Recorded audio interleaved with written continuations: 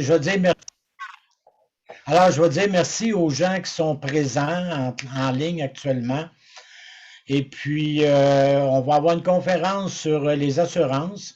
Ce qu'on vous demande, c'est si vous avez des questions, à la fin, notez votre question durant la conférence et il va y avoir une période de questions à la fin. Et Maître Charbonneau va être en mesure de répondre aux questions. Et je pense que Guy, il y a un petit message là, pour les gens. Est-ce que vous m'entendez? Moi, je ne vous entends pas. Oui, on vous entend. Vous m'entendez? Oui. On t'entend. Je vais essayer de... OK, le message est rapide. Là, on t'entend trop. Ouais. Le message est rapide.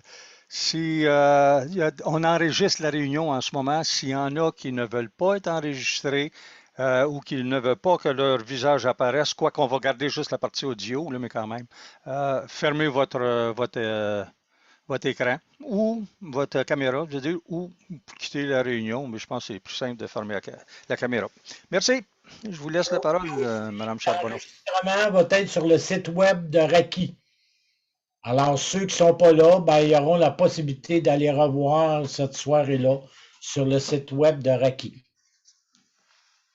Alors, merci. Alors, Lise, c'est à toi, on te laisse la parole. Merci beaucoup. Merci, messieurs, monsieur Savard. Bonsoir. Alors, Lise Charbonneau, je suis la directrice de la gestion de risque et de la protection de l'intégrité au Regroupement Loisirs et Sports du Québec. Mon ancien titre, c'était peut-être un peu plus simple, c'était gestionnaire de risque assurance. Alors, c'était peut-être un peu plus précis, mais mes tâches n'ont pas changé. Alors, moi, je suis avocate de formation. Je travaille en assurance depuis plein d'années. Je ne vous dis pas combien parce que ça va révéler mon âge. Mais j'ai travaillé longtemps chez Impact Assurance, alors que ça s'appelait AXA. J'ai été gestionnaire de risque aussi pour Provico Lau-Blanc. Et je suis au regroupement depuis 14 ans à gérer le programme d'assurance que le regroupement a pour ses membres. Alors, je commence tout de suite ma présentation avec une question: pourquoi des assurances? Je vous donne certains exemples de dossiers qu'on a traités au cours des dernières années parmi les réclamations reçues au regroupement. Je ne sais pas si tout le monde connaît le regroupement Loisirs et Sports du Québec. Je vais vous en parler très rapidement. Le regroupement, comme son nom l'indique, c'est un regroupement de toutes les fédérations de loisirs et de sport qui sont reconnues par le ministère de l'Éducation et de l'Enseignement supérieur.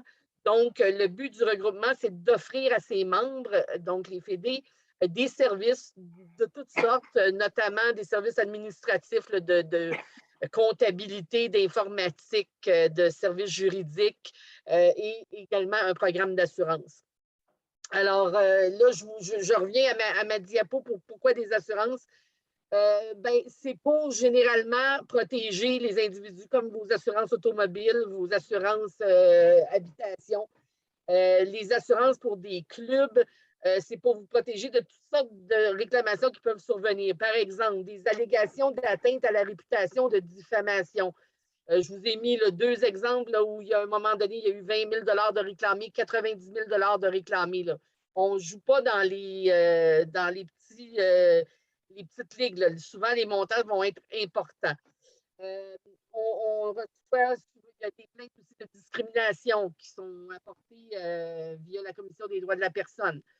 Beaucoup de réclamations de congédiement injustifiées. Et là, j'ai mis un exemple de dommages aux biens. Par exemple, des gens qui quittent ou des groupes, des clubs qui organisent des sorties, qui louent des chambres d'hôtel dans le but de recevoir les gens là, pour cette activité-là et que certaines personnes endommagent la chambre d'hôtel. Alors, parce que les chambres ont été réservées souvent par le club, bien souvent, il va être appelé à devoir se défendre d'allégations de réclamation. Alors, les assurances, comme vous le savez, viennent combler ou prendre la place de vos liquidités personnelles pour indemniser les personnes qui réclament des choses et pour lesquelles on est trouvé responsable. Et c'est surtout beaucoup aussi pour assumer les frais de défense, parce qu'il faut se défendre souvent des allégations à la cour et c'est très coûteux. Alors, le RACI et le regroupement, j'ai appelé ça RACI. Monsieur Savard, j'espère que personne, j'ai oublié de dire, j'ai pris votre expression, le regroupement c'est-à-dire la Fédération des radios amateurs. Donc, le RACI est une fédération qui est reconnue par le ministère et il adhère au regroupement, au RLSQ. Donc, il peut bénéficier des fameux services dont je vous ai parlé tantôt, notamment le programme d'assurance, autant pour la fédération, donc la maison mère, que pour ses membres à but non lucratif. Alors, nous, le regroupement et le programme d'assurance en particulier, nous servons que des organismes à but non lucratif. Alors, le programme d'assurance de RACI, parce que RACI est membre, donc, et en fait bénéficier ses propres membres, donc ses clubs, il y a 2 couvertures d'assurance qui sont offertes, puis c'est de ça qu'on va parler ce soir. Les 2 produits d'assurance qui sont offerts aux membres. Donc, l'assurance d'abord de responsabilité des administrateurs et dirigeants et l'assurance de responsabilité civile générale. Et donc, ce sont les deux couvertures qui sont offertes par le programme d'assurance. On va s'attarder d'abord à l'assurance de responsabilité des administrateurs et dirigeants. Alors, qu'est-ce que ça fait, ça, ce genre de couverture d'assurance-là? Ce n'est pas toujours le produit le plus connu, mais c'est souvent le produit qu'on va recommander beaucoup aux organismes à but non lucratif comme étant une couverture de base. Là. Cette assurance-là, administrateur et dirigeant et responsabilité civile, 2 produits qui, selon nous, sont essentiels pour avoir des activités en 2022 et être protégés. Donc, une assurance responsabilité d'administrateur et dirigeant, ce que ça couvre les conséquences monétaires qui découlent d'une faute, d'une erreur, d'une omission, d'une négligence qui est commise par un administrateur ou un dirigeant dans le cadre d'actes administratifs et que cette erreur ou omission-là cause un dommage à autrui, à une autre personne. Alors, l'assurance qui est en place présentement pour les administrateurs et dirigeants, elle va couvrir, on dit les administrateurs et les dirigeants, oui, mais elle est un peu plus large, elle a une portée un peu plus large, elle couvre la fédération, les instances régionales et tous les clubs membres de la Fédé. Je vous invite, là, si vous avez des questionnements, que vous voulez intervenir, moi, même si M. Savard a dit qu'on gardait les grosses questions pour la fin, s'il y a des précisions que vous aimeriez avoir, n'hésitez pas à intervenir. Alors, qui est assuré sur cette police d'assurance-là? Bon, les administrateurs et dirigeants de tous les clubs qu'on a, qui sont membres de la Fédé, qui sont couverts, les administrateurs et dirigeants de chacun de ces clubs-là, les employés quand ils en ont, les bénévoles, les membres de comité, puis l'organisme lui-même, le club lui-même. Alors, s'il est nommé dans une poursuite, souvent dans une poursuite, on va nommer je poursuis le club ABC, de même que ses dirigeants, puis ils vont nommer tous les dirigeants. Là. Alors, tout le monde est visé par cette protection d'assurance-là. Okay? Je m'excuse, Mme Charbonneau, ici, c'est Gaëtan Montagny. Oui. Est-ce qu'on va avoir une copie de la présentation? C'est juste pour savoir si on prend beaucoup de notes ou pas. moi, je peux la rendre disponible. En fait, je l'ai déjà transmise. Moi, je n'ai aucun problème avec ça. Là. OK, merci. Ça va être utile. Oui, sûrement. On va se concentrer sur... Plus que noter, effectivement. Gaëtan, on enregistre tout ça, là, et puis ça va être sur le site de RACI. Ah oui, c'est vrai aussi. Oui, c'est beau. C'est vrai. Merci. Alors, est-ce que ça paye une assurance d'administrateur et dirigeant? Ça sert à payer quoi? Bon, bien d'abord, les frais d'enquête. Quoique les enquêtes, de plus en plus, c'est plutôt l'avocat qui va monter son dossier, donc qui va poser les questions. Il n'y a pas nécessairement une enquête à proprement parler par un expert en sinistre. Là. Mais une police de ce genre-là va payer les frais d'enquête, va payer les frais de défense, donc les honoraires de l'avocat qui va défendre le club poursuivi. Ça va payer également le dommage ou l'indemnité suite à soit à un règlement ou à un jugement, parce qu'on peut en venir à vouloir régler hors cours. Donc, le montant pour lequel on est condamné ou le montant sur lequel on s'est entendu pour régler est payé par l'assurance, de même que les intérêts lorsqu'on arrive à un jugement. Alors, tous ces frais-là, vous n'avez pas comme organisation à débourser à l'avance. Donc, ça évite d'avoir à tenir des sommes importantes en liquidité. Parce que lorsque vous êtes poursuivi, puis ça, moi, je le vis régulièrement, un club qui est poursuivi du jour au lendemain, il reçoit la procédure, il ne sait pas trop quoi faire avec ça. Souvent, il va aller voir un avocat, va devoir payer des sous quand il n'y a pas d'assurance, évidemment. Là. Il va devoir payer un montant d'avance à l'avocat. Ça prend des liquidités. Les organismes à but non lucratif, en général, ils ne roulent pas dans l'or, ils n'ont pas des liquidités toujours disponibles. L'assurance fait en sorte que vous n'avez pas à avoir autant de liquidités. Le premier dollar est pris en charge par l'assureur. Petite question, Lise. Oui. Les avocats, est-ce que c'est les avocats, est-ce que c'est la compagnie d'assurance qui fournit l'avocat, qui prend fin compte? La compagnie d'assurance, exactement. Alors, à partir du moment où vous recevez, on va en parler tantôt, je ne sais pas si je parle de la menace, ne bougez pas, allez voir ça. Non, je n'en parle pas. Je pense que j'en parle un peu plus loin. En fait, dans la vraie vie, à quel moment vous devez lever la main et dire « il me semble que j'ai l'air à être poursuivi » ou en tout cas, il a l'air à avoir quelque chose, quelqu'un me réclame quelque chose. Généralement, là, un dossier va s'ouvrir avec une mise en demeure. C'est souvent ça. Ce n'est pas obligé d'une mise en demeure par un avocat. Ça peut être quelqu'un pas content qui vous écrit au club, au dirigeant, à l'administrateur « j'ai vécu telle situation ». Je ne suis pas content, ça me cause un dommage, puis je te le réclame, je te tiens responsable. À partir du moment où vous recevez ça, puis sachant que vous avez une assurance en place, vous prenez ça, vous me l'envoyez à moi, ou vous l'envoyez à M. Savard, ou vous l'envoyez chez le courtier d'assurance. On pourra déterminer ça un peu plus tard, vous allez voir les coordonnées de ces gens-là. Et bref, c'est de déclarer tout de suite que vous êtes visé par une réclamation, qu'elle soit fondée ou pas. Là.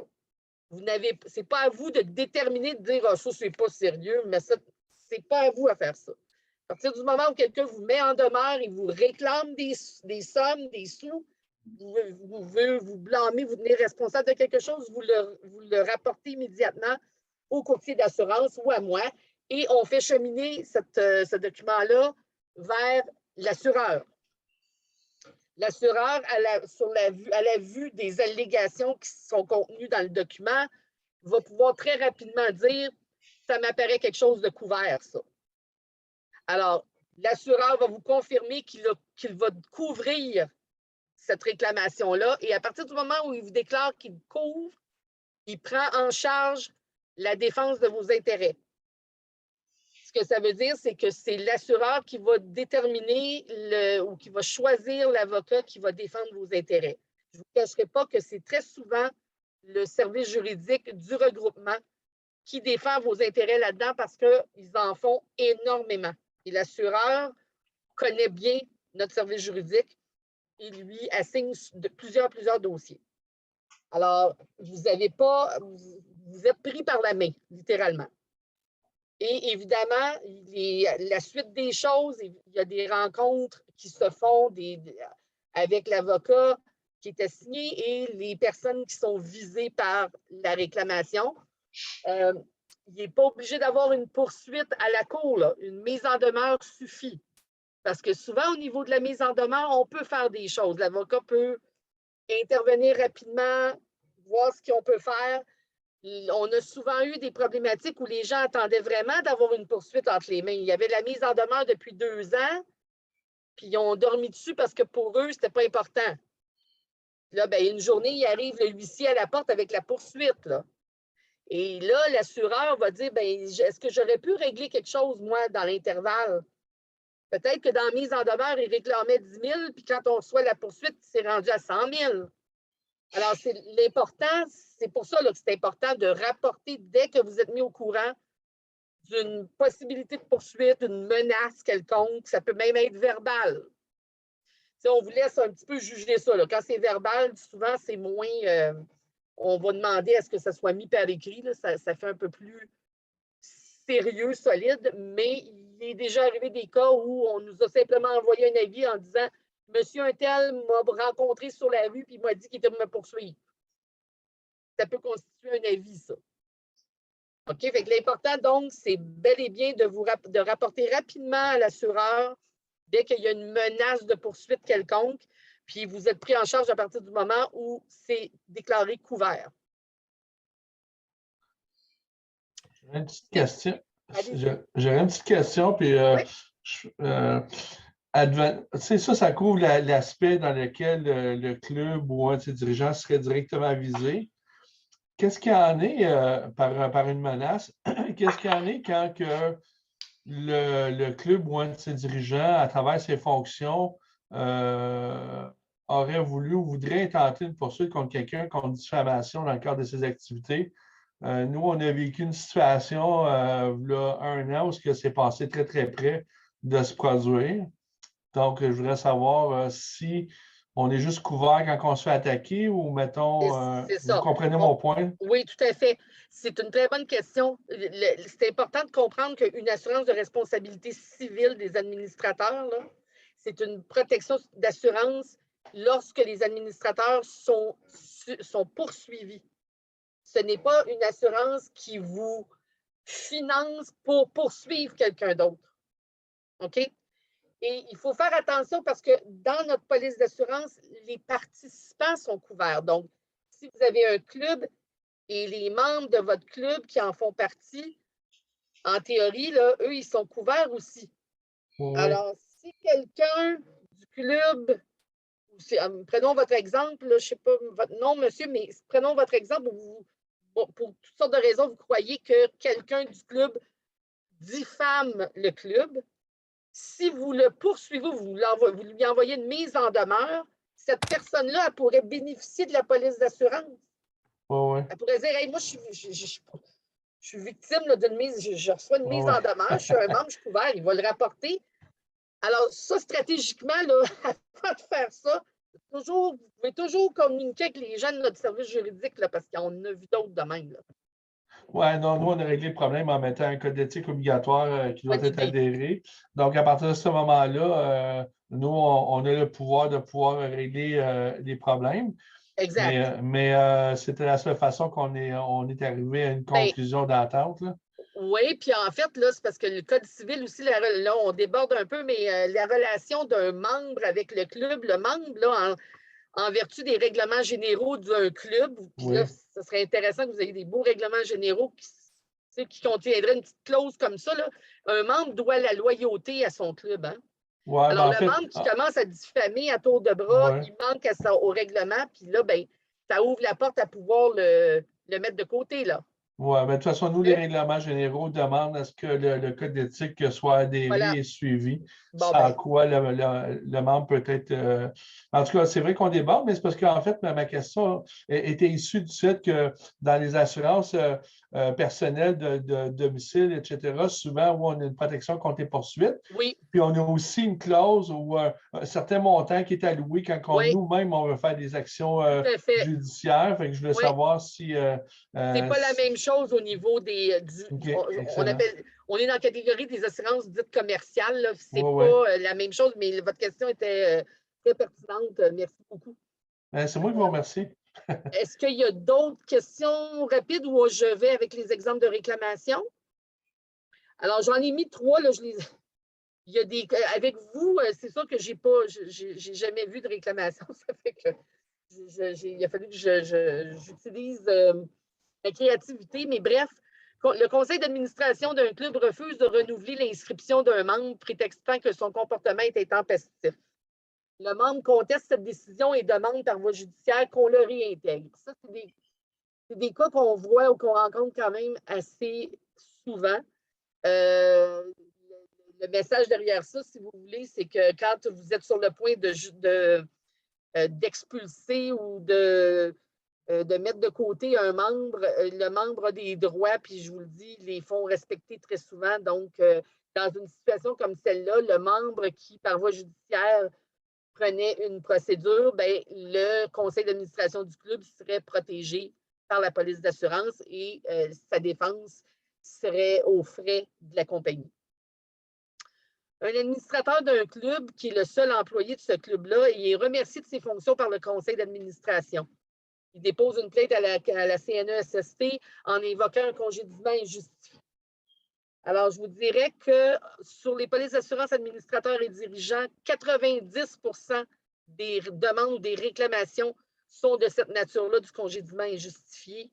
C'est incroyable. Alors, je vous dirais que même juste pour ça, ça vaut la peine d'avoir une protection d'assurance administrateur et dirigeant. Évidemment, la police d'assurance ne couvre pas les salaires qui ne sont pas payés. Les salaires impayés ne font pas partie de ça. On ne paie que les dommages. C'est une police d'assurance qui indemnise le dommage et non pas le salaire ou le montant d'un contrat. Troisième exemple, le dirigeant d'un club prétend être victime de diffamation de la part d'un autre club de la région voisine. En effet, des propos tenus lors d'une assemblée lui sont rapportés. Il l'amène à intenter une poursuite dans laquelle il réclame des dommages. Alors, c'est un peu, on en voit de ça aussi. Là, on le voit aussi beaucoup avec les nouveaux réseaux sociaux.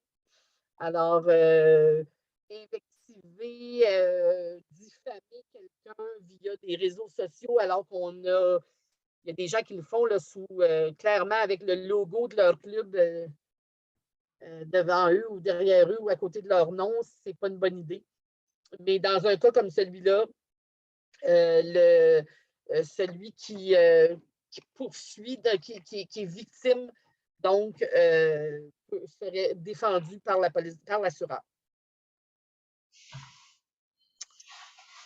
J'ai fait le tour pas mal de l'assurance des administrateurs et dirigeants. Je ne sais pas si ça vous a éclairé sur ce produit-là. J'étais pour attaquer le deuxième produit.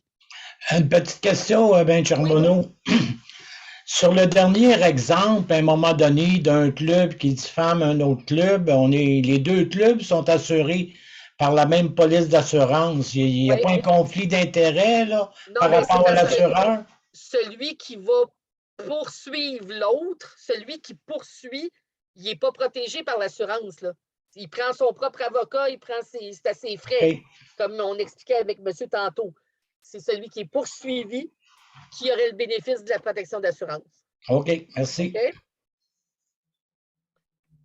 Alors, le deuxième produit dont les clubs bénéficient parce qu'ils sont des membres en règle de la fédération, c'est l'assurance de responsabilité civile générale. Celle-là, elle est peut-être un peu connue. Les gens, les commerces, tout le monde, tous les commerces ont une assurance de responsabilité civile générale qu'on appelle souvent dans le langage en anglais de l'assurance un slip and fall. En fait, c'est souvent la police qui va répondre à des situations où justement quelqu'un vient à votre commerce puis il glisse sur en bon français, une patch de glace devant le commerce, il se brise un bras, il va réclamer au commerçant, le commerçant va être assuré par une assurance de responsabilité civile générale. Donc, cette assurance-là, en gros, là, ça couvre toujours encore les conséquences monétaires de la responsabilité. Donc, il faut établir que vous êtes responsable. Donc, ça couvre la responsabilité d'un assuré, d'un club, en raison de dommages corporels ou matériels causés par le club à quelqu'un d'autre du fait de ses opérations ou de ses activités. Alors, mon exemple là, de la chute sur une patch de glace, ben, dommage corporel, on se casse un bras. C'est la faute, il faut démontrer, il faut que la personne qui s'est blessée démontre que c'était la faute du commerçant, du club, parce qu'on n'a pas pris les mesures raisonnables pour empêcher qu'il y ait de la glace. Et ça cause un dommage à cette personne-là. Donc, elle va vous réclamer des sous, une conséquence monétaire. Ça couvre aussi une responsabilité civile générale, ça couvre aussi des conséquences monétaires, toujours de la responsabilité, suite à un préjudice personnel ou un préjudice découlant d'activités de publicité. Alors, c'est le cas de tantôt, là, la diffamation, la libelle, l'emprisonnement injustifié, là, ça, c'est des cas qu'on voit très peu souvent, là, mais bref, c'est sur cette même police d'assurance-là qu'il y a la possibilité de couverture.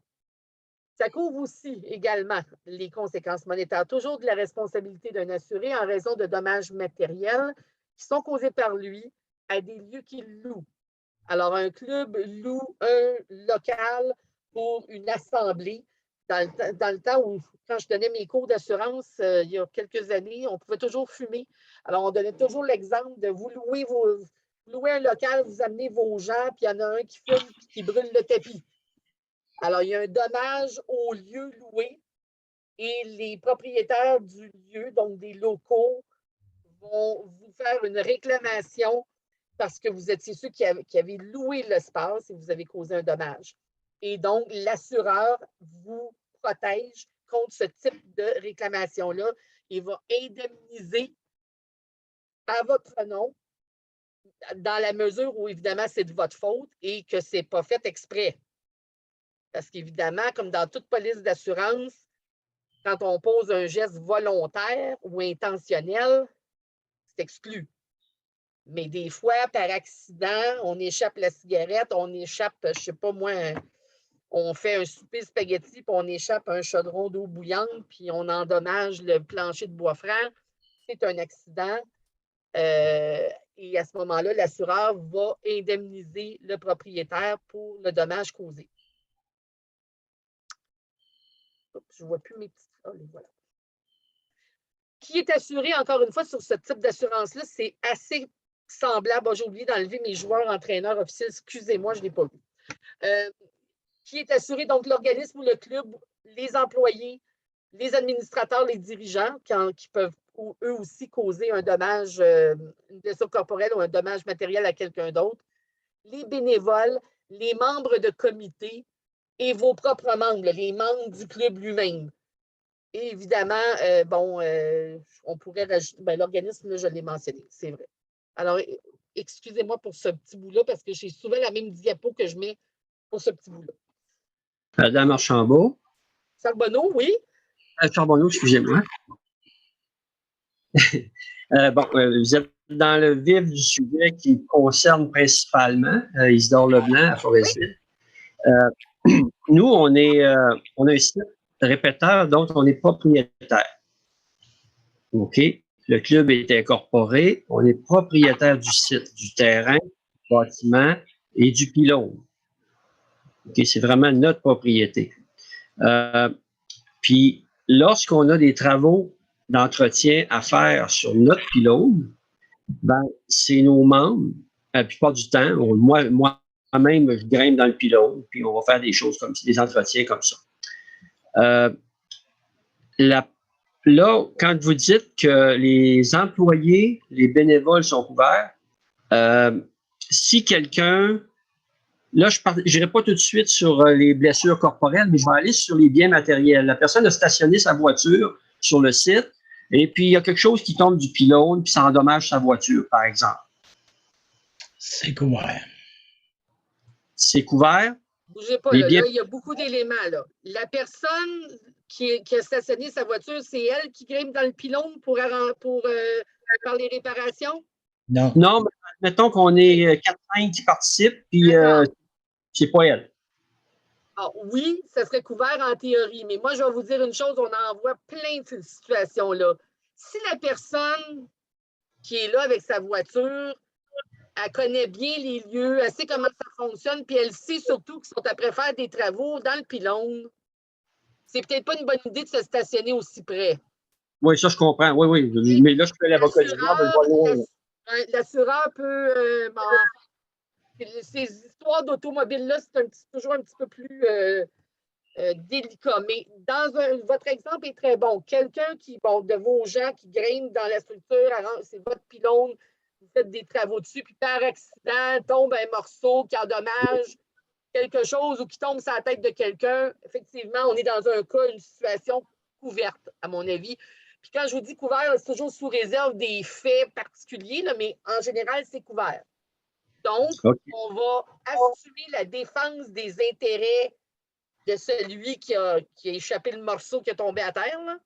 OK, on le défend lui, mais il faut que la personne qui est blessée ou qui est victime, elle doit s'organiser pour entamer sa poursuite à ses frais. Ce n'est pas l'assurance, même si elle est membre. Ce n'est OK. pas l'assurance qui va payer pour elle pour vous poursuivre. Non. OK. OK? C'est clair. C'est une police d'assurance de défense. D'accord. OK? Mais votre exemple est excellent.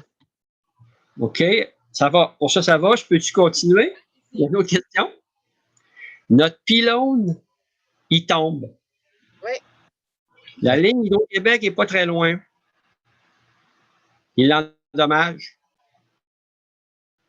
Je sais très bien que la société d'État va demander d'être dédommagée. Oui. On est en responsabilité civile. C'est votre bien qui a endommagé les biens de quelqu'un d'autre. Dommages matériels. C'est couvert. OK. Parfait. Je sais que vous allez. Oui, maintenant, je sais que pour les dommages corporels, je sais qu'il va y avoir une autre session d'information. Ça concerne plus la CNESST. Si mes travailleurs bénévoles se blessent quand ils viennent travailler au pylône. Oui, ça va être la CNESST qu'on va faire un peu plus tard. D'accord. Merci. Alors, on a fait de la même façon. Donc, qu'est-ce que l'assurance paye? Un peu comme sur l'assurance des administrateurs et dirigeants, l'assurance de responsabilité civile générale fait la même chose. Donc, paye les frais d'enquête quand on doit enquêter, paye les frais d'avocat, les honoraires, paye l'indemnité, le dommage, toujours suite à un règlement ou un jugement, et les intérêts sur le jugement. Donc, encore une fois, un avantage au niveau des liquidités des clubs. Là. Okay? J'aurais une petite question, s'il vous plaît. Nous, on a une situation un peu particulière, puis désolé peut-être que ça s'applique à d'autres clubs, là. En tout cas, du moins, je le souhaite. Là. Nous, on a une remorque de communication avec laquelle on a l'équipement dedans, un mât qu'on peut ériger, etc. Puis, étant donné que le club n'a pas de véhicule en tant que tel, ben, on est obligé de l'assurer. C'est le président qui l'assure pour le transport sur la route, etc., pour pouvoir se déplacer. Et puis, donc, quand on arrive sur un site, exemple, je ne sais pas moi, un endroit où il y a un festival ou qu'il nous aurait réclamé de l'assistance pour s'occuper des communications, à titre d'exemple. Puis là, on monte le mât, etc. Puis il arriverait un accident, puis le mât de la remorque, qui techniquement est au club dans les livres, mais qui est assuré pour la route à la SAC, est au nom d'un des membres du CA. Qu'est-ce qui arrive à ce moment-là si le mât il tombe sur quelqu'un, dans les activités sur quelqu'un ou sur quelque chose? Est-ce que le mât il est indépendant de la remorque? Non, il est pris après la remorque. Il est pris après la remorque. La remorque est assurée par. Elle est assurée au niveau feu, vol, vandalisme, au niveau. C'est un véhicule qui roule, là. Hein? Ça fait partie des véhicules routiers attachés, accessoires. Oui, c'est ça, exactement. Alors la situation dans laquelle nous autres on est, c'est qu'on ne peut pas l'assurer au nom du club parce que pour assurer ça, ça prend un véhicule à qui est attaché. Oui. Donc, nous, on a juste la remorque, tout ça. Oui. Parce que... Ben, c'est ça. Mais là, je comprends, j'ai eu cette question-là souvent. Mais la personne qui accepte de l'assurer avec sur son assurance automobile, parce que c'est ça, là, il assume la responsabilité. Qui va s'en assurer, là. C'est ça, mais mettons, la remorque est parquée, puis là, on l'utilise, on l'exploite aux fins du club. Puis il arrive un accident, quelqu'un rentre dans la remorque ou tombe. Ben là, c'est toujours ça demeure toujours un bien qui est assuré via la police d'assurance automobile. Oui, non, mais on parle de la... Il faudrait la décrocher, je pense. Puis là-dessus, honnêtement, il faudrait voir.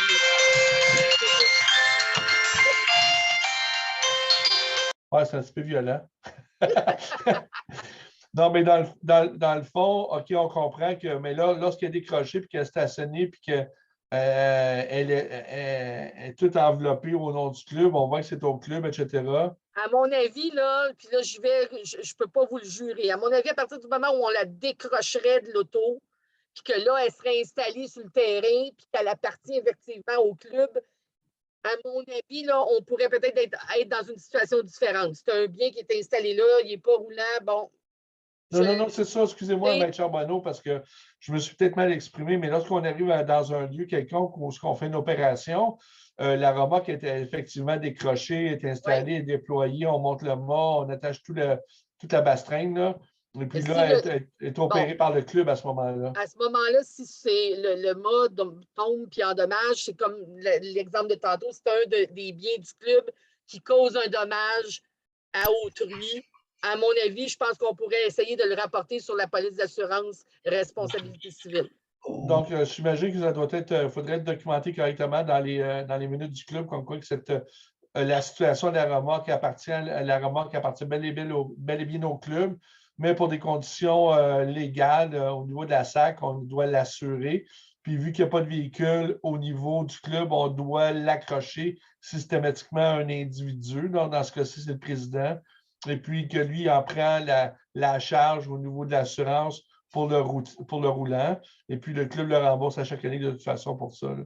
Fait que ça pourrait être correct à ce niveau-là. Oui, mais il faut bien rajouter qu'à partir du moment où là, si vous voulez qu'il soit que notre police d'assurance vienne en ligne de compte, il faut vraiment décrocher rendu à destination. Là. Ah non, mais ça, on le fait tout le temps, mais j'en prends note. J'en prends bonne note. Parfait. Ben, merci beaucoup. Là, puis, je pense qu'il y a d'autres clubs qui sont dans des situations qui ont des biens peut-être comme ça, mais sinon, au moins, on le saura. Là. Jean Massicotte, s'il vous plaît. Jean Massicotte. Vas-y, Jean. OK. Madame Charbonneau, est-ce qu'on pourrait avoir un retour sur ce point-là? Parce que notre club, on a une remorque, effectivement, et on l'assure comme bien indépendant au cas où elle se ferait voler ou responsabilité. On a une assurance spécifique pour ce véhicule-là. Oui. Et ma perception était que lorsque le véhicule est attaché à un véhicule, c'est l'assurance du véhicule qui protège la remorque en arrière au niveau de la responsabilité, etc. Oui. Alors, est-ce qu'on pourrait avoir une confirmation sur ces choses-là, ces détails-là? C'est ce qu'on a dit tantôt, là. Tout le temps, ou quand le véhicule, ou quand la remorque est attachée après le véhicule automobile, c'est le conducteur du véhicule qui a accepté de l'attacher qui l'a ajouté sur son assurance automobile. Est-ce qu'il faut déclarer? D'après vous, est-ce qu'il faut déclarer à chaque fois qu'on accroche une remorque? Même de façon occasionnelle? Absolument. OK. Oui, absolument. Question, Mario? Vas-y, Mario, ton micro est fermé. Ah, je vais l'ouvrir, Katoba. Suite à la roulotte, est-ce que le nom de l'enregistrement, est-ce que ça peut être un individu ou il faut que l'enregistrement soit au nom de l'organisme? Ça, là, à mon avis, il faudrait voir avec l'assureur. Moi, je pense que là, il y a une question de propriété du bien, tout ça. Il faudrait voir ce que l'assureur automobile exige. Là. Selon moi, il faut qu'il soit au nom de l'organisme, Mario. Il faudrait qu'il soit au nom de l'organisme, mais des véhicules, à ce que je sache, il faut que ce soit une personne physique qui soit enregistrée. Mais nous, on a fait la démarche, Mario, juste pour que tu saches, c'est Eric du groupe Cadre Amateur Amical, c'est que pour que un club puisse assurer une remorque, donc qui va être tractée, que ce soit n'importe quoi, il faut que l'organisme ou la compagnie possède le véhicule pour le tirer. À partir du moment qu'elle ne possède aucun véhicule, elle ne peut pas l'assurer pour être sur la route. Correction, Éric. Oui. On a une police d'assurance qui couvre uniquement la remorque. Non, mais ça, c'est pas l'assurance des biens, ça, M. Jean. Pas sa route. L'assurance de la remorque elle-même, ça se faisait voler. C'est pas en responsabilité civile lorsqu'elle est déplacée et qu'elle causerait un dommage. Ça, c'est différent. Exactement. Maître Charbonneau, comme elle dit, si tu pars avec la remorque, puis elle se détache de ton véhicule sur la 20, ben, tu ne seras pas assuré. C'est ça. Parce que là, elle rentre dans 3-4 chars, oublie ça, c'est fini. Il faut bien faire la différence. Le gros problème, Mario, avec tout ça, c'est que nous, on a mis la remorque au nom à la SAC au nom de Michel, directement. Mais c'est comptabilisé et c'est inscrit dans les minutes du club comme quoi que l'architecture de tout ça, on est obligé de faire ça comme ça parce qu'on ne peut pas faire autrement. Puis on est tenu par la loi de l'assurer quand on embarque sa route ici. Je vous dirais qu'on a eu la même situation qui a été rapportée par une autre fédération, donc il y avait la même situation. Cependant, personne ne voulait accepter d'ajouter ça sur ses assurances. Et puis, bon, On a fait intervenir notre courtier d'assurance pour tenter de trouver des solutions, mais il n'y en a pas, à part ce que vous avez dit, de mettre la remorque au nom, sur papier, au nom d'un individu pour permettre là, de l'assurer, mais ce n'est pas tout le monde qui accepte de se porter, de se plier à cette façon de faire-là. Et bref, ça cause un problème, là, ça, on est bien conscient. Ben, l'autre option, ça serait que la RAQI possède un véhicule et que tous les clubs assurent leur remorque au nom de la RAQI. On va parler à M. Savard. Mais ça ne changerait rien, ça ne changerait rien. Parce qu'aussitôt qu'elle serait tirée par quelqu'un d'autre. Ah ben oui, il faudrait que ce soit. Ben, il faudrait qu'elle soit stable, qu'elle ne déménage pas, qu'elle ne reste pas nulle part, que la roulette reste tout le temps sur le même terrain. Oui. Non, mais si le RAQI avait un véhicule automobile que quelqu'un peut conduire et qui tire sa propre remorque, là, c'est pas pareil. Là. Non, tu peux tirer la remorque de quelqu'un d'autre, mais au moins, elle serait assurée de façon plus intègre, en fait. Mais si on la tire, non, si la remorque, là, il faut vraiment que le véhicule qui la tire appartienne également à la RAQI. Okay. Si on veut que ça soit parfait. Parce que même si la RAQI était propriétaire, ça ne change rien. Là. Donc, on s'en sort pas. Vous n'en sortez pas. Madame Charbonneau? Oui. Quand un particulier va louer un trailer couvert de chez U-Haul ou une compagnie de location, comment il est assuré? La roulette n'appartient pas? Je pense que là, la compagnie de location ne vous vend pas sa propre assurance. Ça, écoutez, je vous avoue que ce n'est pas ma spécialité, l'assurance automobile. Là. Je ne veux pas me lancer dans ce genre d'explication-là. Mais. Je peux-tu. C'est M. Brochot qui parle. Point de vue, là, je viens de checker avec la loi de la SAC. Si vous traînez un remorque, que ça appartient à une autre personne, ça tombe sur vos assurances à vous. Si le remorque il est stationnaire, ça devient l'assurance du véhicule, dans le fond, le remorque. Ça veut dire que ce soit n'importe qui. Mettons, on va dire c'est mon véhicule. Je tire le véhicule, exemple, de Saint-Jean, exemple, OK? Le remorque. J'arrive, il y a quelqu'un qui me rentre dedans ou je scrape ce véhicule. Je scrape tout, OK? Dans ce temps-là, qu'est-ce qui arrive? C'est que c'est mes assurances qui prennent la possession de renouveler la remorque.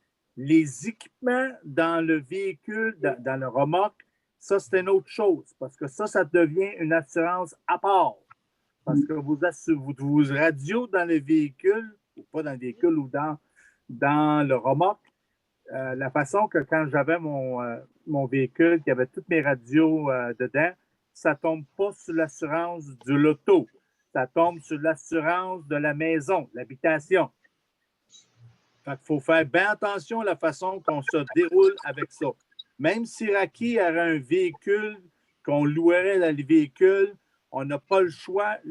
C'est n'importe qui tire un remorque, que ce soit un bateau ou un remorque avec le U-Haul. C'est nos assurances de notre véhicule personnel qui devient en charge.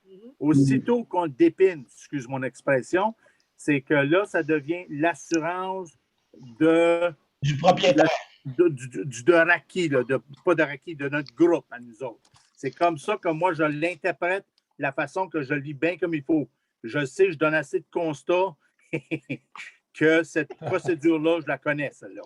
Si vous permettez, je pense qu'on a assez parlé de cas très, très, très particuliers de remorques. Je pense qu'on devrait laisser à Mme Charbonneau la possibilité de terminer sa présentation. J'ai une question pour le maître Charbonneau. De chercher qui? Oui. OK. La question est simple. Nous, on a des équipements comme des antennes et des équipements parce qu'on n'a pas de local à nous. On a mis ça à une place, une personne qui a dit aucun problème de storer nos équipements, comme les modulaires, les antennes, tout ça.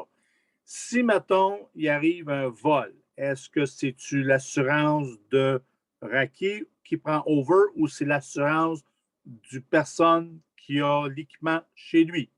Bon, là, on parle de l'assurance de vos biens. Est-ce que vous avez assuré vos biens? Comment? Avez-vous assuré vos biens? C'est une très bonne question. Je crois que non.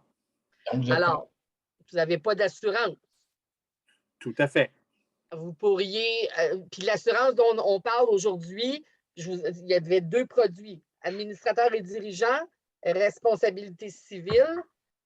Vous avez toujours, parce que vous êtes des membres en règle de la fédération, vous pourriez bénéficier de tarifs avantageux via notre courtier d'assurance BFL pour assurer vos biens.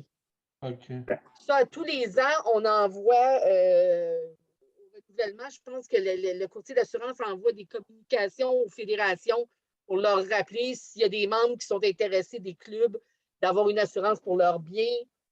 Veuillez compléter le document. Là. Alors, actuellement, si vos biens ne sont pas couverts et que vous les avez laissés sous les soins de garde ou contrôle de quelqu'un d'autre et qui se faisait voler, par exemple, vous pourriez toujours tenter de réclamer de cette personne-là en responsabilité civile la valeur de vos biens en disant tu as été négligent ou tu n'as pas pris tous les soins pour t'assurer que mes biens étaient protégés. Donc, je te poursuis pour la valeur de mes biens. Même si c'est un membre de notre club. Oui. Peu importe. OK, non, c'est pour ça que je pose la question. Peu importe. OK. Mais là, on est en assurance de biens. Là. Le membre de votre club, lui, il a de l'assurance responsabilité civile via... Mais là, je ne sais pas si c'est un individu qui garde ça chez lui. Tout à fait. Ah, bon, ben là, c'est son assurance maison. Parce que là, on n'est pas... C'est pas le club, là. Oui, mais M. Charbonneau, on ne peut pas assurer le bien d'un autre, là. Non, mais je ne dis pas d'assurer le bien de l'autre, mais lui, il doit s'assurer, cette personne-là, que les locaux, s'il a accepté de la responsabilité de garder les biens de quelqu'un d'autre, il doit s'assurer que sa police d'assurance responsabilité civile, elle va pouvoir le protéger, puis il devrait déclarer qu'il garde les biens de quelqu'un d'autre, là. Surtout si c'est des grosses valeurs, là. Je comprends, mais mettons que moi, je garde des biens, des radios, j'en ai pour 50 000 ou 20 000 à la maison du club. Oui. Puis ces biens-là sont clairement identifiés comme appartenant à un club. Oui. Mon assurance maison ne va jamais payer le bien d'un autre si moi je me fais voler. Personnellement, ils vont payer mes... Non, ils ne paieront pas si vous ne l'avez pas déclaré, effectivement. Mais est-ce que fait que vous me dites qu'en assurance de biens puis de dommages de maison, de biens, que ma compagnie d'assurance va accepter d'assurer les biens d'un organisme? Je n'ai pas dit ça du tout. Je vous ai dit, il faut en parler avec son assureur. OK. C'est ça que j'ai dit, là. OK. Il faut le déclarer à l'assureur, puis vous allez peut-être avoir une surcharge de prime. Exact. Mais si tu n'en parles pas, puis ils se font voler, puis là, tu dis à l'assureur, j'avais des biens ici qui appartenaient à mon club, puis ils se sont fait voler, bien, ils vont dire c'est bien de valeur, mais tu ne nous as jamais avisé. Non, mais tu n'es pas couvert pour ce vol-là. Je comprends très bien, mais j'ai toujours eu dans l'optique, puis j'ai plusieurs personnes de compagnie d'assurance dans ma famille qui disaient toujours tu ne peux pas assurer le bien d'un autre. Non, si tu n'appartiens pas, mais si tu en deviens le gardien, là, tu es responsable. Parce que là, vous mélangez, monsieur, l'assurance des biens. Vous ne pourriez pas effectivement assurer le bien de quelqu'un d'autre parce que vous n'en êtes pas propriétaire. Mais là, on parle de responsabilité civile. Vous en étiez le gardien, vous les protégez, mais vous n'avez pas été prudent. Et là, on rentre dans beaucoup de détails. Je pense que ça, c'est des questions qui relèvent de vos assureurs. Puis je vous mets en garde parce que j'ai entendu, je ne sais pas si c'est vous, beaucoup de monde dans ma famille. Mais dans les familles, il faut que les gens qui peuvent connaître l'assurance, il y a toutes sortes de produits d'assurance, il faut être prudent avec ça. Quand on généralise, il faut être très prudent. Absolument. Mais ça voudrait se portrait un peu de c'est quoi toutes les inquiétudes que les clubs peuvent avoir. Oui, mais les clubs, il faut qu'ils posent des questions. Puis il faut qu'ils posent les questions aux bonnes personnes. Puis la raison de ma présence ce soir, là, c'est en principe, en partie pour ça, je pense que M. Savard peut confirmer tout ça. Le regroupement loisirs et sports offre un programme d'assurance. On a un courtier d'assurance en place. Moi, je suis là aussi. On est prêt à répondre aux questions quand vous avez des incertitudes. Vous n'hésitez pas, c'est mieux Mieux vaut prévenir que guérir, comme on dit. Et vous allez voir nos coordonnées à la fin de la présente présentation. Puis quand il y a des questions pointues comme ça, on vous invite à nous appeler. Excellent. OK? Et puis moi, j'invite les clubs qui auront des questions dans l'avenir par rapport aux assurances de me téléphoner. Et moi, je vais communiquer avec Maître Charbonneau, puis je vais vous donner la réponse juste. Alors, et même souvent, je vais la connaître, la réponse, parce que j'ai quand même été 30 ans avocat, là, puis c'était un domaine que j'ai travaillé avec les assurances. Alors, c'est pour ça que c'est important de poser des questions aux bonnes personnes. Exactement. Merci, Jacques. On continue. Rapidement, je veux vous dire que sur la police d'assurance de responsabilité civile dont on parle maintenant, au renouvellement de 2020, l'assureur nous a ajouté 2 exclusions importantes. La première était l'exclusion relative à l'abus sexuel ou à l'atteinte à la pudeur. Donc, l'assureur ne couvre aucune réclamation qui découle ou qui a trait à l'abus sexuel ou à l'atteinte à la pudeur. Il n'offre aucune défense non plus et ne paye aucune indemnité. Alors, c'est une exclusion qui est absolue. Je vous dirais qu'on a résisté à l'ajout de cette exclusion-là pendant plusieurs années parce que ça fait longtemps que l'assureur nous disait on va l'ajouter, mais bon, dans le mouvement de MeToo et de tout ce qui se passe au niveau de ces types de réclamations-là, on peut comprendre que les assureurs maintenant se protègent et ajoutent ces exclusions. L'autre exclusion, ben, elle aussi, elle était à la mode, c'est l'exclusion relative aux maladies transmissibles, donc le coronavirus, pour ne pas le nommer. Donc, l'assureur ne couvre aucune réclamation qui découle ou qui a trait à une maladie transmissible, notamment le coronavirus. Aucune défense offerte encore là et aucune indemnité payable. Rapidement, des exemples de réclamation, mais vous en avez donné tout plein tantôt. Mais bon, un visiteur qui se blesserait dans les locaux qu'un club loue pour une activité de levée de fonds. La victime allègue que l'endroit était mal éclairé. La victime pourrait vous poursuivre le club en disant « c'est toi qui organisais l'activité et je te tiens responsable pour mes blessures ». Alors, l'assureur couvrirait votre défense là-dedans. Une publicité faite dans les journaux locaux par un club contient des propos qu'un compétiteur juge diffamatoires. Ce dernier fait parvenir une mise en demeure au responsable du club. Encore une fois, l'assureur défendrait les intérêts du club qui est poursuivi avec des allégations de propos diffamatoires. Et là, une antenne propriété d'un club se détache suite à de forts vents et endommage le véhicule d'un individu stationné tout près. Voyez-vous, j'ai fait mes devoirs avant de pondre des exemples. Alors comme on disait, le propriétaire du véhicule pourrait, le propriétaire, ou s'il ne veut pas se rapporter à son assureur, mais le propriétaire pourrait se retourner contre le club et dire ben, ton antenne m'a endommagé mon auto, je te réclame les dommages. Question? Oui. Ça peut être d'autre chose qu'un auto? Ah, ben oui, absolument. Ça peut être le chien du monsieur qui se promenait en passant par là. Ça peut être une blessure corporelle. Il a reçu l'antenne sur la tête. Ça peut être, oui, absolument. Merci. Je t'en prie. Alors, qu'est-ce que fait l'assureur lorsqu'il y a une réclamation? Je pense que je vous en ai parlé à travers la présentation. Première étape, donc il faut qu'il reçoive la réclamation, évidemment. Il vérifie dans un premier temps si la réclamation est couverte. Il fait ça sur la foi de ce qu'il voit entre ses mains. Généralement, au niveau de la mise en demeure, souvent c'est assez vague, mais ça peut quand même permettre de déterminer si c'est couvert ou pas. À partir de là, lorsque c'est couvert, il va analyser quand même si vous êtes responsable ou pas, parce qu'on est en responsabilité civile.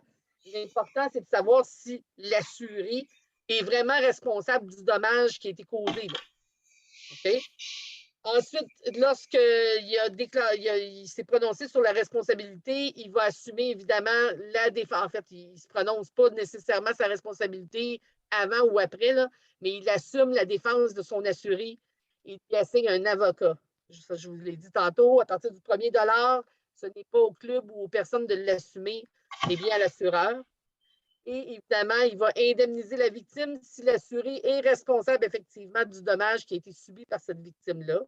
Et ça, je ne l'ai pas mentionné, mais il va évaluer le montant réclamé aussi, parce qu'on a des victimes qui ont souvent le crayon pesant. Alors, souvent, les montants réclamés ne sont pas du tout représentatifs du dommage subi.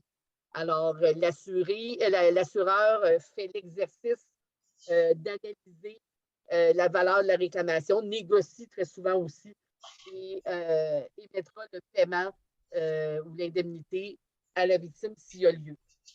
Il arrive très souvent que l'assureur ou l'avocat de l'assureur va répondre à la victime que l'assuré n'est pas responsable, puis poursuis-moi, là. Tu sais, ça, c'est de la stratégie aussi, là, parce que souvent, puis ça, c'est pour ça que ça, j'en ai pas parlé, attendez une minute, là. Je ne l'ai pas rajouté ici, mais il est très, très, très, très, très important pour un assuré, lorsqu'il reçoit une action ou une procédure ou une mise en demeure, de ne pas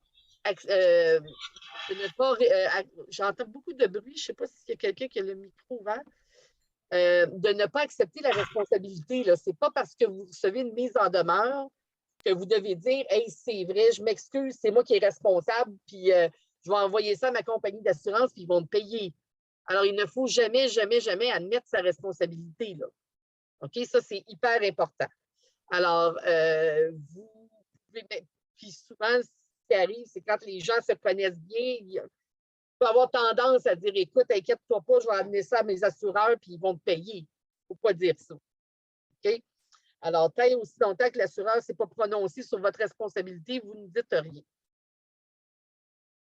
Alors, ça fait pas mal le tour de ce qu'un assureur fait avec une réclamation. Je ne sais pas si vous avez d'autres questions à ce sujet-là, parce que je vais rapidement, le temps passe très vite, je vais rapidement vous parler 2 petites minutes de la politique en matière d'intégrité. Alors, je vous laisse... Oui. Bon, je suis Louis Lebrun. Je vous ai envoyé des questions la semaine dernière. Oui. Bon, maintenant, la question, est-ce que ici, notre club, qui est pas membre acquis, soit dit en passant, là, je fais partie de ce club-là, a des antennes pour des stations répétitrices. Il y a des antennes à plusieurs endroits sur des édifices, des usines, des presbytères, des églises. Est-ce qu'il faut que les lieux où sont ces antennes-là soient décrites sur la police d'assurance? Je voulais attendre à ce soir. Je suis contente que vous me posiez la question. Je ne voulais pas la poser à votre nom. Alors, la question, c'est une très bonne question. Une pièce d'équipement, disons une antenne, qu'on installe sur l'édifice, sur un édifice dont on n'est pas les propriétaires. Est-ce que ça doit être déclaré à l'assureur? Dans un premier temps, puis j'ai jasé avec le courtier d'assurance, ce qui est important de savoir, c'est que lorsque vous allez porter ou déposer votre antenne sur la toiture ou d'un édifice dont vous n'êtes pas le propriétaire, j'imagine que vous avez une entente écrite, un contrat quelconque, etc. Mais vous demeurez le propriétaire de ce bien-là. Là, je ne sais pas qui l'installe, c'est peut-être vous, mais c'est important de comprendre que ce n'est pas nécessaire, en tout cas avec notre assureur, de laisser savoir à l'assureur où, donc l'adresse où vous avez installé l'équipement, ce n'est pas nécessaire pour nous. Mais le propriétaire des lieux ne doit pas penser qu'il est couvert nécessairement pour les dommages causés par l'antenne. Alors, je m'explique. Le propriétaire des lieux doit continuer d'avoir son assurance, lui, et s'il était poursuivi parce que l'antenne est tombée, bien là, à cause du vent ou quelque chose comme ça. Là. Vent, donc, l'antenne est à vous, ça va.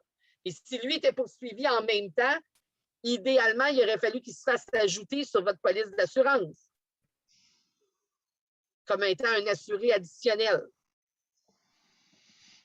OK? Parce que lui, si lui est propriétaire des lieux, s'il n'a pas déclaré à son assureur qu'il y avait une structure sur le toit, bien là, ça se peut très bien que s'il est poursuivi, il ne sera peut-être pas défendu. Alors, généralement, ce que les gens vont faire, c'est vous installer une antenne à un endroit X. Généralement, vous allez vérifier que cette personne, ce propriétaire des lieux-là, s'il ne vous le demande pas, vous laissez ça comme ça. Mais lui, en principe, devrait avoir sa propre assurance. Vous continuez d'avoir votre assurance en responsabilité civile avec nous. Vous n'êtes pas obligé de nous déclarer à toutes les adresses où vous avez installé une structure. Ce n'est pas nécessaire pour nous. Et vous, si le bien endommage les biens de quelqu'un d'autre, ben, vous êtes couvert. Question? Oui. OK, bien, merci beaucoup. Je vous en prie. Exemple, notre équipement met le feu dans le local. Qu'est-ce qui se passe? Dans le local de qui? De celui où vous avez installé l'équipement? Exact. On est en responsabilité civile. Votre bien cause un dommage à quelqu'un d'autre, notre assurance répond. OK, merci. Monsieur, vous savez, votre micro est fermé. Si l'antenne est sur ton toit et qu'elle met le feu, ben là, tu n'es pas assuré, ça te prend une assurance pour tes biens à toi. Bien là, c'est ça, c'est un dommage du feu pour le bien, oui. Mais si le feu cause un dommage à quelqu'un d'autre. Non, ça, c'est l'équipement, je comprends ça. Une autre petite question dans le même sens.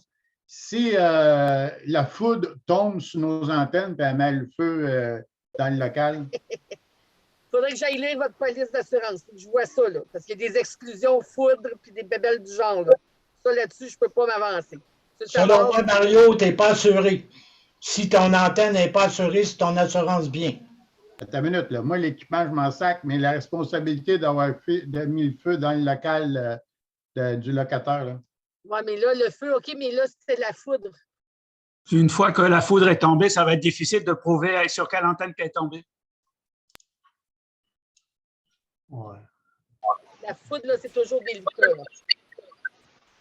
Mais moi, Lise, j'ai une antenne sur le toit chez nous. Si la foudre tombe sur mon antenne puis brûle mes équipements sont assurés. Là-dessus, honnêtement, je suis très honnête avec vous. Ce n'est pas ma spécialité, l'assurance des biens dans ce domaine-là. Si vous avez des questions précises, je m'engage à avoir vos réponses. On va parler au courtier d'assurance, on va avoir toutes vos réponses avec l'assureur. OK. Envoyez-moi une couple de questions de cette nature-là, puis on va vous trouver les réponses, puis vous pourrez peut-être les diffuser à tout le monde. Là. OK. C'est un genre de petite foire aux questions. Madame Charbonneau, j'ai une question. Oui. Gaëtan Trépanier à Québec. Oui. Vous parliez tantôt que si on a une installation, par exemple, dans un local d'un locataire là, qui nous prête un local, nous, on a le cas où, dans le bail, on nous exige d'être assuré et on fait inscrire son nom dans la police. Puis il y a un certificat annuel qu'on doit lui remettre. C'est le cas que vous mentionniez tantôt. Exact. C'est exactement ça. C'est un assuré additionnel sur la police, puis c'est notre assureur qui émet le certificat avec le nom rajouté. OK, c'est bien ça. C'est exactement la situation qu'on a. Ça, c'est dans le cas où le propriétaire veut que ce soit notre assurance qui couvre. Oui. C'est ça. Exactement. OK, merci. C'est bon. Question, est-ce qu'il y a des frais supplémentaires pour mettre ces noms supplémentaires-là? C'est ça qui est gagnant avec le regroupement. Il n'y a aucun frais. Aucun frais. Alors, ça, c'est vraiment un gros atout. Là. Parce que je sais qu'il y a des assureurs qui réclament des sommes assez importantes, là, je trouve, 75-100 $ par certificat. Alors, ça devient coûteux. Là. Donc, pour nous, il n'y a pas de frais. Alors, très rapidement, je vous parle de la politique en matière de protection de l'intégrité. Là, je pense qu'il y a beaucoup de micros ouverts parce que j'entends beaucoup de sons derrière. Alors, je ne sais pas si vous en avez entendu parler, mais il y a la ministre déléguée aux loisirs et aux sports qui est Isabelle Charret. En 2019, elle a sorti un énoncé ministériel où elle exprimait le désir et la volonté Est-ce que les gens qui évoluent autant dans le milieu sportif que dans le milieu du loisir, dont vous faites partie, soient en mesure de faire leurs activités dans un milieu sain et sécuritaire? Et dans le but d'arriver à cette fin-là, à cet énoncé ministériel-là, les gens se sont regroupés, les directeurs généraux des fédérations de loisirs de sport, pour pondre une politique en matière de protection de l'intégrité.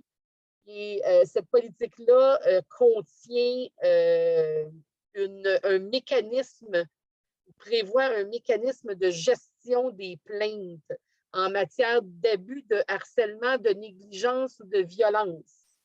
Alors, les fédérations de sport ont mis en place l'année passée, le 1er février 2021, la politique en matière de protection de l'intégrité. Dans les faits, c'est chaque fédération a adopté par une résolution du conseil d'administration la politique, ils l'ont joint à leurs règlements généraux. Donc, ça devient presque une obligation. Bien, c'est une obligation à respecter.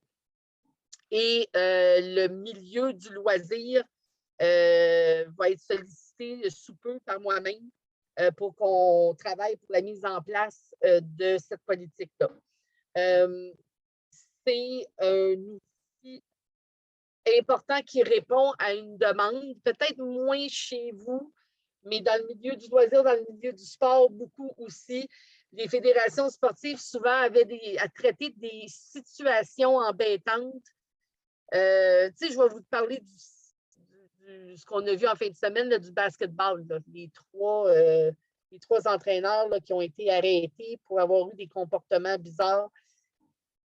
Là, je ne connais pas les faits de cette affaire-là, mais quand c'est des situations de ce genre-là qui sont rapportées au directeur général de la Fédé, il n'est pas souvent équipé pour traiter ce genre de situation-là.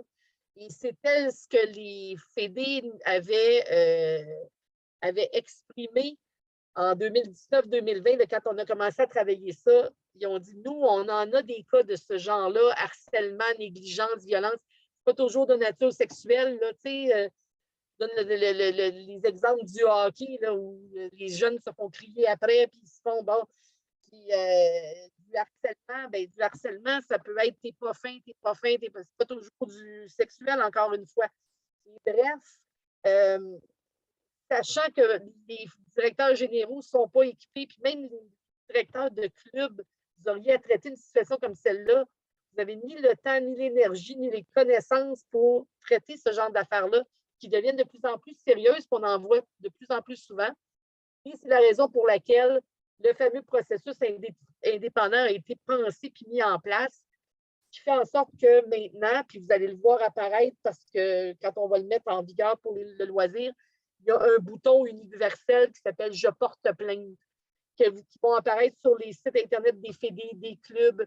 Et lorsque quelqu'un qui se sent victime veut dénoncer, il aura à peser sur le bouton « Je porte plainte » en ligne et ça amène, ça ouvre un formulaire de plainte qui est traité par un organisme indépendant qu'on appelle l'officier des plaintes. Donc, c'est une ligne de signalement. C'est traité à l'extérieur. C'est tout à fait confidentiel pour la personne qui fait sa plainte. Et c'est un processus qui est quand même rapide parce que l'important, c'est qu'on puisse rapidement entendre la personne qui a quelque chose à dire puis qui a quelque chose à se plaindre, puis entendre également celui qui est le présumé auteur de ces gestes-là. Ils passent en audition, si vous voulez, un genre de comité de discipline, mais dans les domaines d'abus, de harcèlement, etc. Et une décision est rendue par ce comité-là qui est composé de 3 personnes complètement indépendantes du milieu. Là. Et la personne, s'il y a matière, ben, elle est sanctionnée.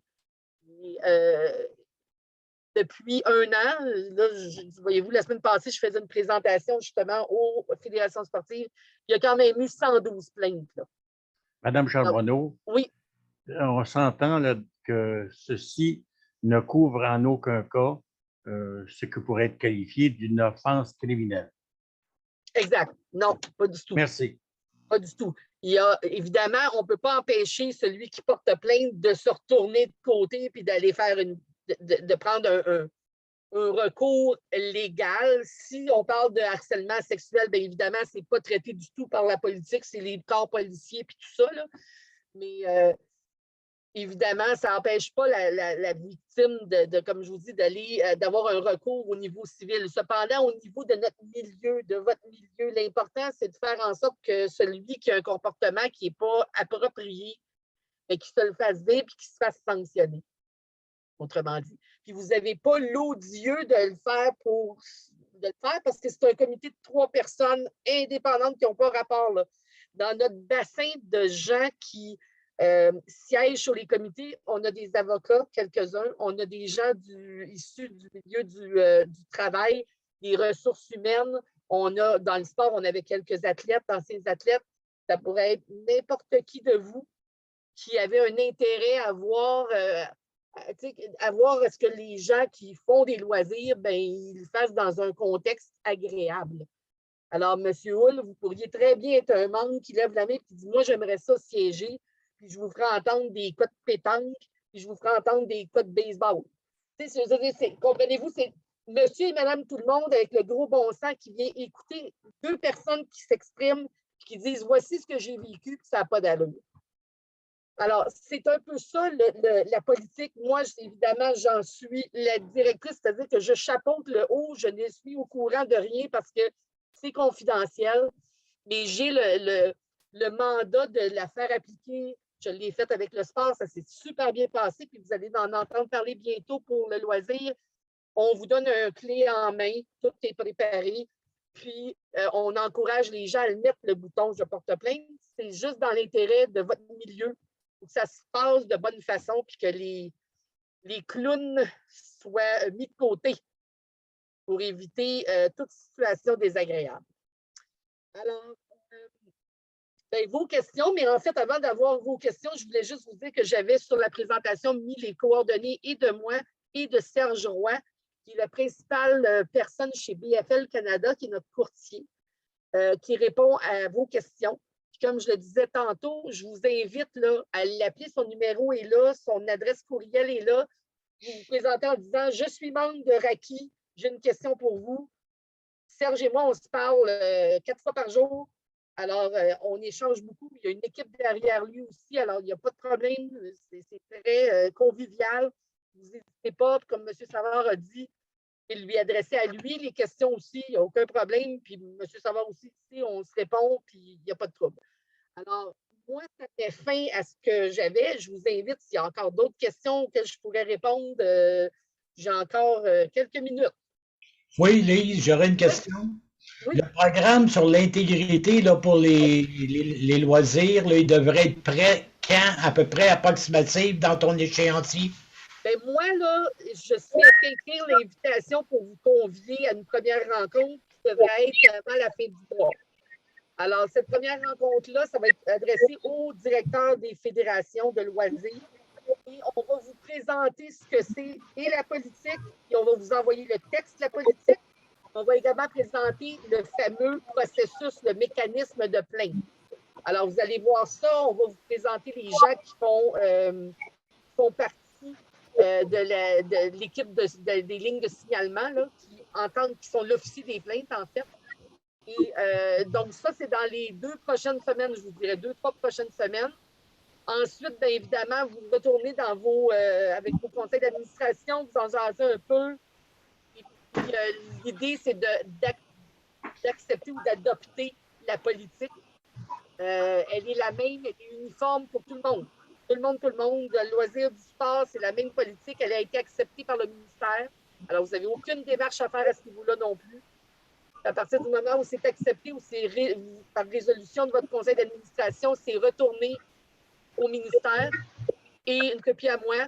Puis je vous dirais que nous, on serait prêt à la mettre en place au 1er avril. Là.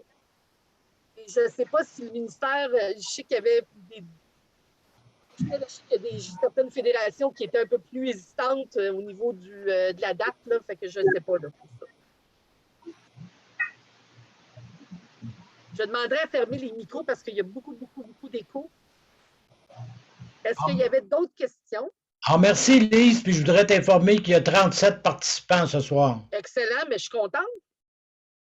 Alors, écoutez, ça m'a fait vraiment plaisir de vous rencontrer. Comme je vous dis, je vous encourage à m'adresser des questions ou à adresser des questions qui vous embêtent. Je sais qu'il y en a quelques-unes qui sont restées un peu vagues là, pour certaines personnes, alors n'hésitez pas. Et je vous souhaite une bonne fin de soirée. Je vais peut-être devenir une membre de radio amateur parce que j'ai aimé ce que j'ai vu. Riez pas, M. Hull, je vous le dis, j'ai bien aimé ça.